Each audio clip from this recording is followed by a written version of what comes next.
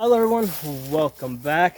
Today we're going to be shooting 200 yards with a 22 conversion bolt. Okay, so this is the Ruger MPR. I got the CMMG 22 conversion bolt in here. The ammunition that I'm using is Federal Bulk. It's the auto match, so it's basically the cheap stuff that I buy at Walmart. Okay, but it seems to be pretty good. I was shooting this earlier. First of all, I was shooting it yesterday at 180 yards using this primary arms SLx 1-8 FFP first focal plane, right? So I've been testing this out, and at 180 yards I was hitting this pretty good yesterday. I didn't do video while I was shooting, so I figured I'd back up a little bit today and do a video at 200 yards. So the scope is zeroed in at 100 yards. Okay, and at the 180 yards yesterday, I was using what would be the 600 mark if I was using a 5.56. Well, I was using that like right in the center of the target. Now the target is 6 inches wide, okay, and then it's kind of like a teardrop. So it's a 6 inch wide plate, and then it teardrops up. So the whole thing is about a foot tall, but at the bottom it's only 6 inches wide, and then it gets thinner as you go up. So I'm really impressed with the accuracy of this entire system, right? We're talking the rifle, the conversion bolt, the scope, and the ammunition, right? Everything's coming together really nice here. So I want to show you guys this. I'm going to, now first of all, I was able to, I know for sure I'm shooting 200 yards because I got my rangefinder here. This is the SIG rangefinder. And I'm going to zoom you guys out so you guys can see the plate. I don't know how well you can be able to see it, but let's see. Let's zoom you guys out. I'm going to put you guys at 10 magnification.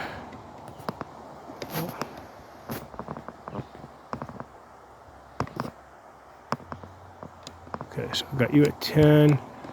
All right, so if you see where that barrel is right over there, right, straight up through that opening is the plate. It's colored red, so it's straight up. It's right below the tree. If you see the green tree branches on top, and then there's green tree branches on the bottom. Well, it's right in that tiny little opening that you see in the green. Okay, that's because that's basically the backstop over there. So let's put some hits on this and let's see if we can hit it. So basically, we're listening to the ping. I doubt you're going to see that plate move, but you're listening to the ping. That's also the reason why I'm wearing the tiny little earplugs, so I can hear the ping better myself.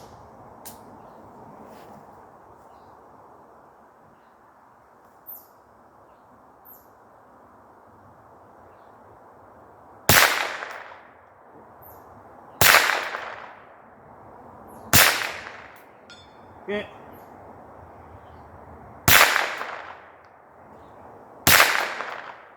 Hit. Hit.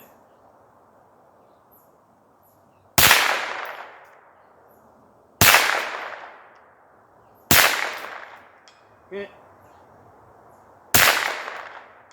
Hit.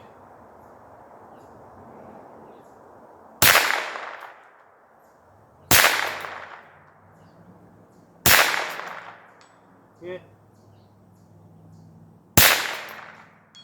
Hit.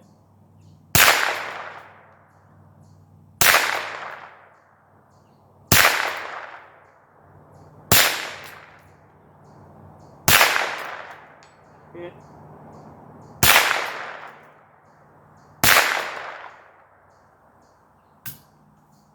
Go through another mag. So that was about 25 rounds in that. See how many I can get out of this. I'm really not keeping track. I'd have to go back and watch the video to see what my percentage is. I can see the leaves are moving down there, so we're getting some wind down there.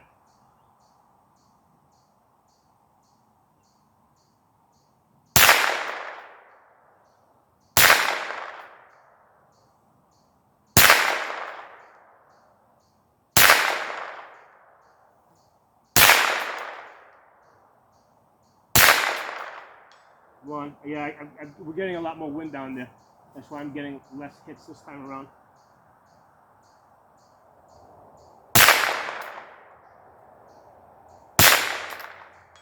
Hit.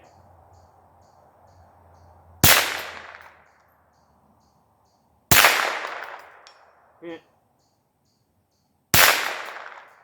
Hit. Hit.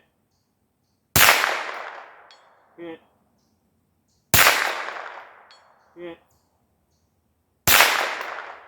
Hit. Hit. Hit.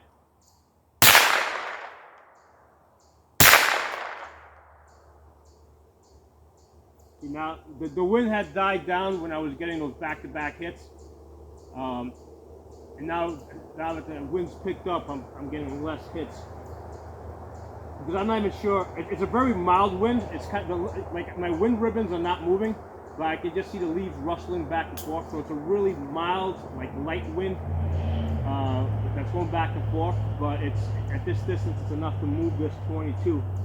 And it's not like it's a consistent wind where I know I got to hold a little bit to one side or the other. Hit.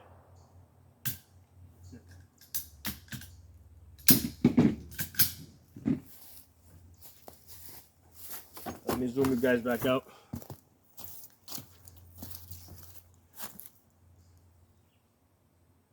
So yeah, it's right above that barrel into that blackness. That's 200 yards in there.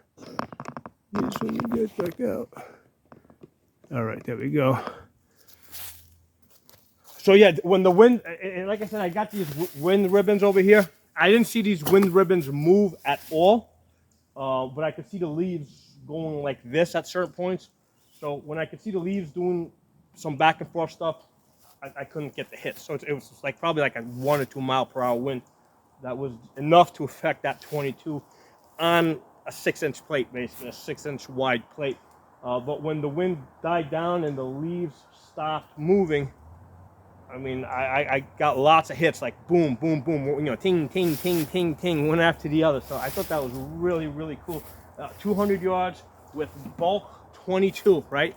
The Federal Auto Match, okay, and that's on the Ruger MPR. So this is an 18-inch barrel, so that extra 2 inches might be helping us a little bit over here.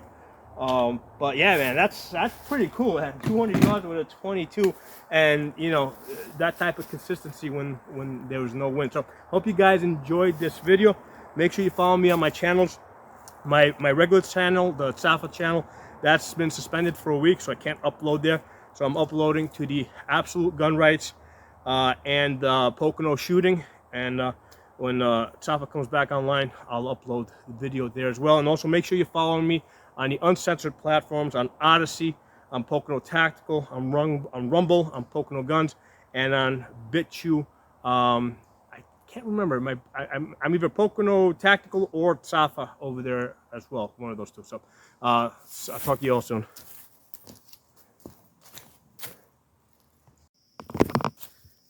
Hey everyone, I reviewed that video and I realized I forgot to tell you guys what my holdovers were with the 22 at the 200 yards. So this is the target I was shooting. It was freshly painted, or spray painted, so you can see all the hits from the 22. So it's 6 inches going across, right, at the widest point, and then 12 inches top to bottom. But it gets thinner as you get towards the top. So, you know, so here's the thing. When I was shooting it, I was just using a bipod. I did not have a bag in the back, so basically I was taking a sniper hold. So when you take a sniper hold, sometimes there can be a little bit up and down movement if the rifle is not rested, if the stock is not rested. But because the target is long, that's a little bit forgiving. So you can see how I got some hits up here. In fact, I got a nice tight cluster of hits up here that you can see in the paint.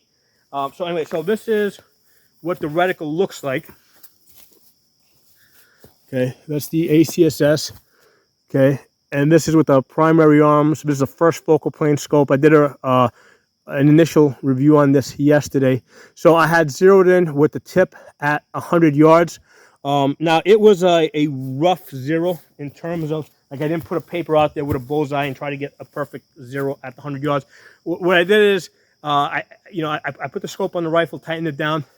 I took a couple of shots at 7 yards, make an adjustment. Then I went out to 50 yards, took a few shots, made an adjustment. Went out to 75 yards, took a couple of shots, made an adjustment. Went out to 100 yards, took a few shots, made an adjustment, right? And then from there I went to, so I was pretty satisfied that I was getting hits on this target at the 100 yards. And then I went to 145 yards, right? So the tip was basically, I was putting the tip at the bottom of the target at 100 yards. Then I went out to 145 yards, which was this target, because a 100-yard target is a little bit further in. At the 145 yards, the hash I was using was not the first line over here, but the second line. So if you were using 5.56, that would be the 500-yard line, okay? And then after that, I went to 180 yards, where I used the third line, all right? So in both of those cases, at the 145 yards and 180, I had that line right across the center. And then today, when I was shooting the 200, what I did is I took that line, okay, this line right here, that bottom line, where are you? That bottom line right there, and I put that right at the top of the target, right? So at the top of this target, like I lined it up pretty much with this plate over here, and that was giving me good hits. So basically I had about, I mean, maybe I ended up coming a little bit higher because it's hard to be perfect. First of all, this area over here wasn't very well lit because it's got like lots of tree coverage, so it wasn't very well lit. So it's kind of hard for me to tell whether I'm on the plate or like an inch or two above it. But I was satisfied with the hits I was getting. I could hear them. So here's the thing with this only goes out. I mean, basically I've run out of lines because I would have liked to take this a little further back, but I don't have any lines over here. Like so it goes out to 600 for 5.56, but I don't have a 700 and 800 on the second focal plane scope that I had. That was the cheaper one that I reviewed. That was like the $350 one. On that one, I have 700, 800, and 800. I think I also got no, I don't have 900. I got the 700 and the 800 on that. So with that, I could actually take it a little bit further. With here, like I'm pretty good at figuring out where about a foot over the target is. But then when you try to figure out where like 2 feet over the target is, it can get a little bit more difficult. I mean, I could go 2 feet over the target, but then if you try to go even higher than that, because now you don't have a line to specifically anchor to. So that's one of the reasons why I really like just the second focal plane scope that Primary Arms has.